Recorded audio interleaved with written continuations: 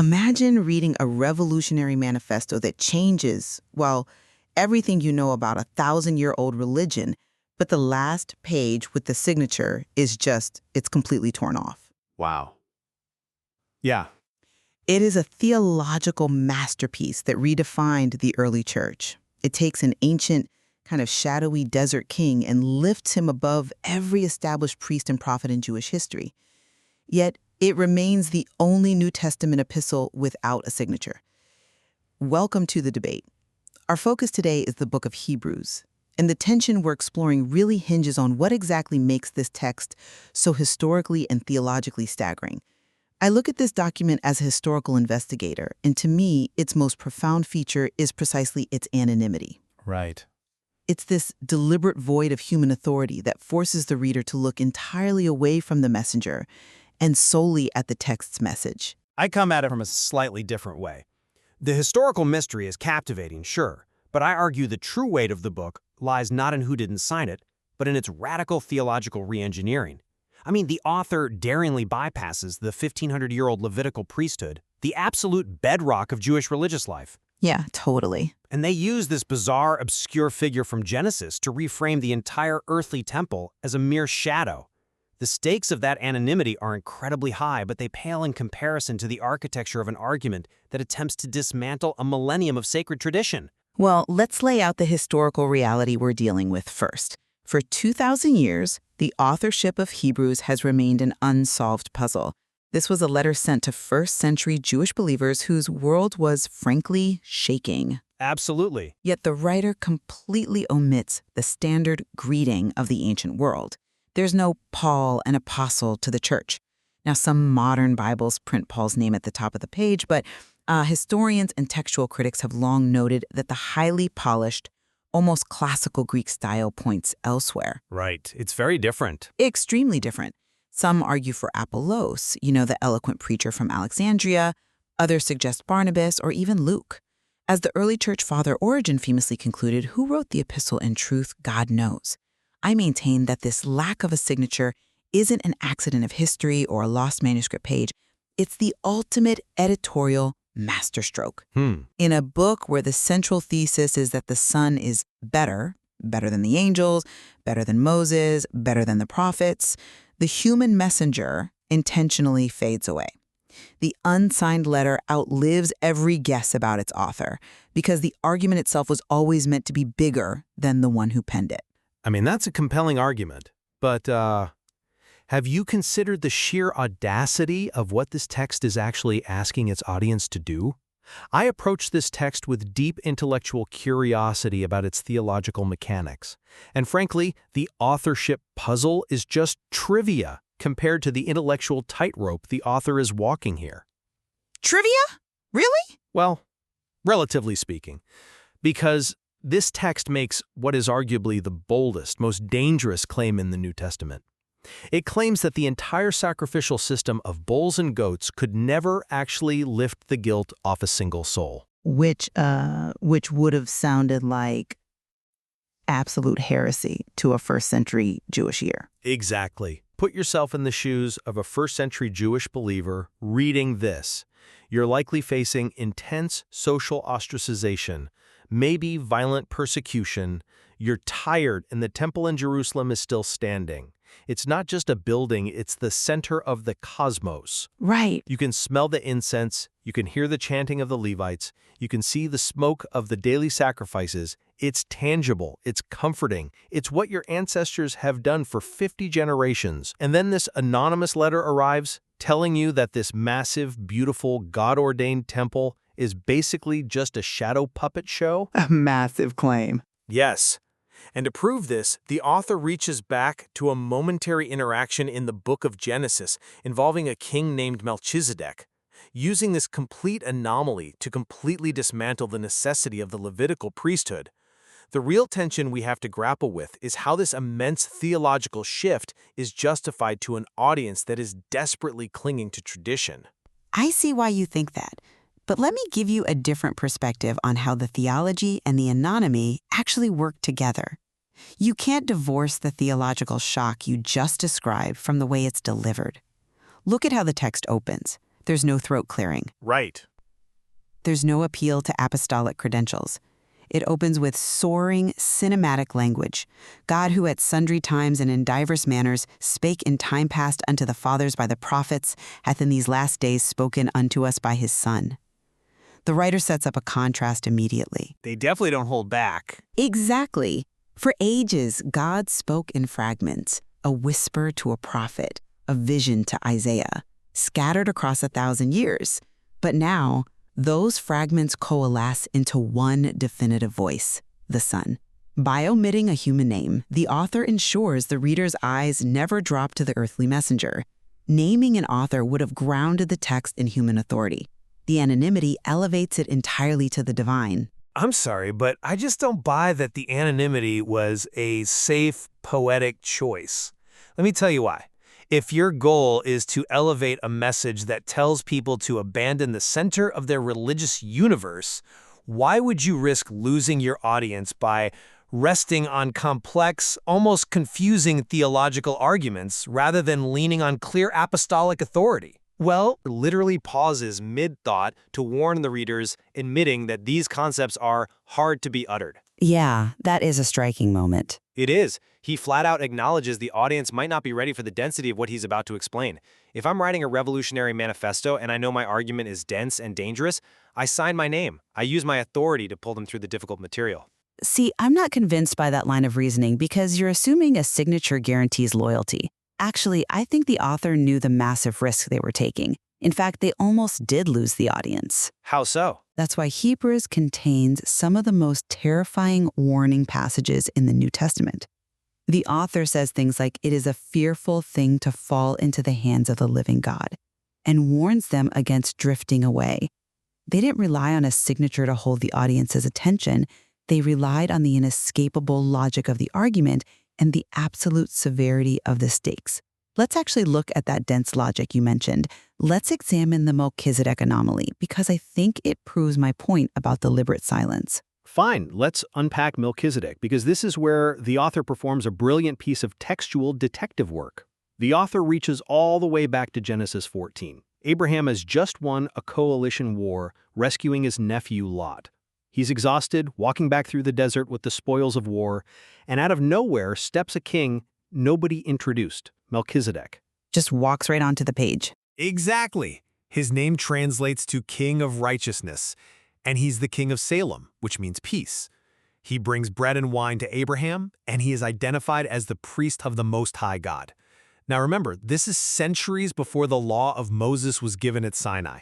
This is centuries before a single Levi priest existed. Right. Melchizedek blesses Abraham, and in return, Abraham, the towering patriarch of the entire Hebrew people, gives this random desert king a tenth of all the spoils, a tithe. And the author of Hebrews takes that single historical footnote and builds a towering theological hierarchy out of it. Right, and we have to explain how that logic worked for a first-century mind, because to a modern listener, it sounds, well, bizarre. The author employs the ancient Near Eastern concept of federal headship, the idea of ancestry and representation. In that culture, the patriarch is the nation. So the author argues that because Abraham bowed and paid tithes to Melchizedek, the entire unborn Levitical priesthood, Levi himself, the ancestor of all Jewish priests, was essentially bowing to Melchizedek from inside Abraham's loins. It's an incredible legal argument. It really is. The lesser is always blessed by the greater. In one stroke, the author proves genealogically that there is a priesthood older, higher, and completely separate from the one Israel knew. The Levitical system is entirely subordinate to the order of Melchizedek. It's a brilliant deduction, but let's talk about why genealogy was the bedrock of this entire religious system. To be a Levitical priest in the first century, you couldn't just have a spiritual calling. You had to have the paperwork. You had to prove your bloodline traced directly back to Aaron. Yeah, no exceptions. None. If you couldn't prove your genealogy, you were disqualified from serving in the temple. Genealogy was everything. Now, connect that back to the theme of silence in Hebrews. The author of Hebrews exploits a literal, textual silence in Genesis to make his ultimate point. In the Hebrew scriptures, we are given pages and pages, of who begat whom, how long they lived, and where they died. But for Melchizedek, the text is completely blank. Total silence. He has no recorded father, no mother, no birth, and no death. The author of Hebrews looks at that blank space on the page and says this is not an accident. He writes that Melchizedek is without father, without mother, having neither beginning of days nor end of life, but made like unto the Son of God. Just as the missing signature on the book of Hebrews forces the reader to look at the eternal message, the missing genealogy of Melchizedek forces the reader to look at the eternal nature of this new priesthood. It is literary perfection. Okay, that's a neat literary connection, but let's look at what that silence actually does to the Jewish legal framework. It detonates it. And we need to separate what the text explicitly states from how it's been interpreted over the millennia. That phrase, without father, without mother, has driven enormous debate. Oh, massive debate. Right. Many faithful readers look at that towering, otherworldly language and conclude that Melchizedek must have been a pre-incarnate appearance of Christ himself, stepping into human history before Bethlehem. Others argue it's strictly typological, that Melchizedek was a mortal man, but the divine author of Genesis deliberately arranged his historical record to leave out his genealogy so he could serve as a perfect, living metaphor for a priesthood that never dies. And the beauty of it is that the book of Hebrews leaves that tension completely unresolved. Whether Melchizedek was a pre-incarnate Christ or just a mortal man whose blank historical record was a divinely arranged shadow, the destination the author drives us to is the exact same. The priesthood he represents does not pass away when a man dies. It is unchangeable. So if we accept that this ancient desert king outranks Aaron and that Jesus belongs to this older, indestructible priesthood, what happens to the building Aaron's descendants operate in? If the priesthood changes, the law changes.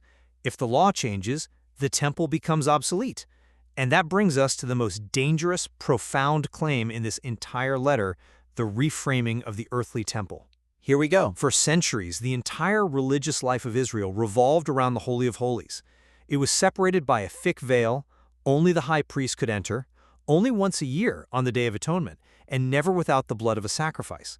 The author of Hebrews looks at this entire system, a system ordained by God himself, mind you, and says, "For it is not possible that the blood of bulls and goats should take away sins." You can practically hear the gasp of the original audience reading that line. It completely rewrites their understanding of what they've been doing for 1,500 years.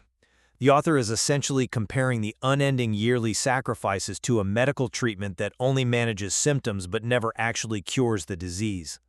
If the sacrifices actually cured the guilt, the author argues, the patients wouldn't have to keep coming back to the clinic endlessly. Right, it would be finished. Exactly. The fact that the priest had to come back year after year repeating the exact same bloody ritual was proof that the work was never finished. The earthly sanctuary wasn't the reality, it was merely a shadow cast on the ground. I'm glad you brought up the concept of the shadow because it perfectly illustrates the central vocabulary word of the entire book, the Greek word kraton, which translates to better. The author uses it like a drumbeat. A better hope, a better covenant, better promises, a better sacrifice. But we really have to ground what kraton means in this context. It does not mean good versus evil. No, not at all. The author isn't saying the old system was a mistake or that the Old Testament laws were bad. The law was holy. The earthly priests were ordained by God. That distinction is vital. It's not good versus bad. It's good versus greater. It's preparation versus fulfillment. Exactly. Think of it like this. The earthly tabernacle was beautiful, but it was just the shadow puppet show. A shadow proves that a solid body exists somewhere casting it. The Old Covenant was the movie trailer. Jesus is the actual film. The author is pleading with these Hebrew believers, do not cling to the shadow on the wall when the body that casts it has finally walked into the room. I love that analogy. Thanks. The text argues that Christ entered not into the earthly tent made with human hands, but into the true sanctuary, the heavenly one. And he didn't bring the blood of goats, but his own blood, offering it once for all. Not once a year, once for all time. And unlike the earthly priests who are constantly standing and working, the author points out that Christ sat down, The work was finished. And the cinematic climax of that finished work is what happens to the veil. For centuries, that thick curtain hung there in the temple, communicating a very clear, terrifying message. You cannot come in. God is holy, you are not. Stay out. It was a closed, barred room requiring constant blood just to keep the wrath at bay. But because of this better sacrifice, this permanent cure, the author pivots from dense, almost mathematical theology to a breathtaking invitation. The tone shift is amazing. It really is. He says, having therefore, brethren, boldness to enter into the holiest by the blood of Jesus. A sealed, terrifying room becomes an open door. The people are invited to come boldly to the throne of grace. You see, this is why I insist the theological architecture is the true marvel of the book. The author takes the unapproachable holiness of God and through the meticulous logic of Melchizedek and the heavenly tabernacle, turns it into an open invitation for weary, terrified people to find grace. That's a really interesting point, though. I would frame it differently. I don't deny the magnificence of that theological structure. It is staggering. But I would argue that the structure functions so perfectly precisely because the architect remains deliberately out of sight. You mentioned how weary and terrified these believers were. They were exhausted. Right. They are tempted to drift back to the tangible comforts of the earthly temple, the visible priests, the familiar rituals, the things they can touch and see. The author warns them about this slow drift, asking, how shall we escape if we neglect so great salvation? Notice he doesn't say if we boldly reject it, but if we neglect it. The quiet, passive slipping away of faith. To counter this, where does the author point them? Chapter 11. Yes. In chapter 11, the famous Hall of Faith, he defines faith not as a feeling, but as the substance of things hoped for, the evidence of things not seen. He lists Abel, Enoch, Noah, Abraham, Moses, people who stake their entire lives on a promise they never fully received in their earthly lifetimes. They saw it afar off. The great cloud of witnesses. Exactly. And after building this massive stadium of witnesses, after taking the reader on a tour of all these towering historical figures, where does the author direct the reader's eyes? Not to himself, not to his apostolic credentials. He says, looking unto Jesus, the author and finisher of our faith, the human author steps completely out of the frame so that the divine author can hold the absolute center. That is why the missing signature matters so much. If Paul or Apollos had signed it, a shaking, persecuted reader might look to the human author for their stability. By remaining anonymous, the writer forces the reader to lean entirely on the unchangeable high priest. As he writes at the very end of the book, Jesus Christ the same, yesterday and today and forever. Wait, let me stop you there. I understand the poetic symmetry you're drawing with the anonymity, but that ignores the fact that it is the content of that message, the theology itself, that actually transforms the reader, not the absence of a name.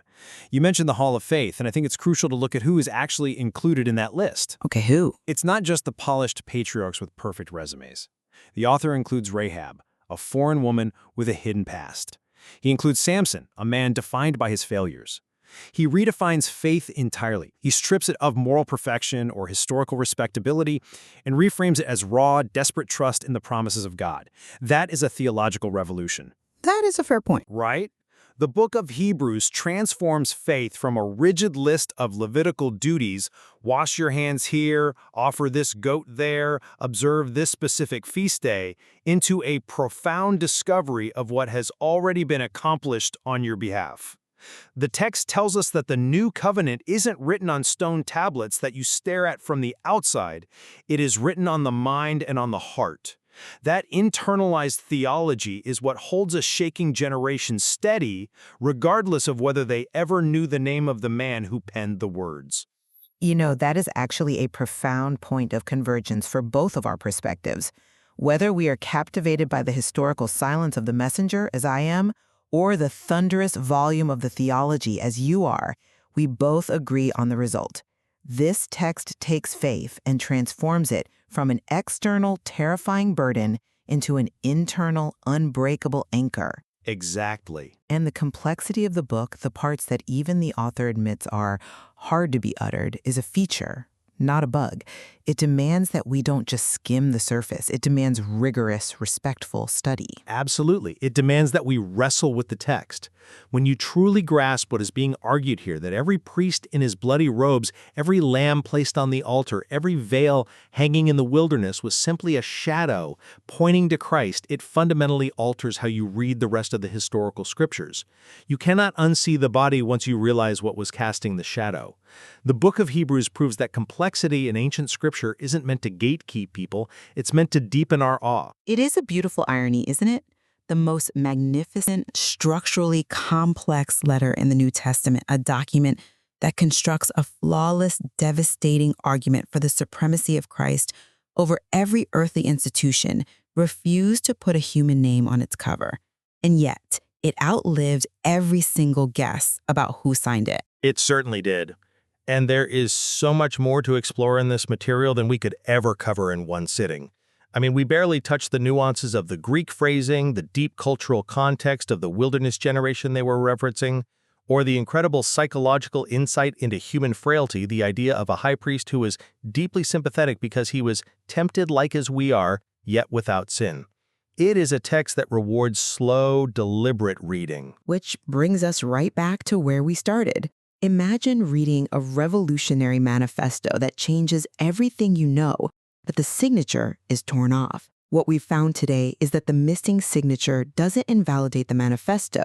It simply forces you to look at the seal of the king who authorized it. We encourage you to read the text slowly, appreciate its architectural brilliance, and see how its message of an open door transcends the historical mystery of its human author. Thank you for joining us, and we leave you to explore the depths of this ancient, anonymous masterpiece for yourself.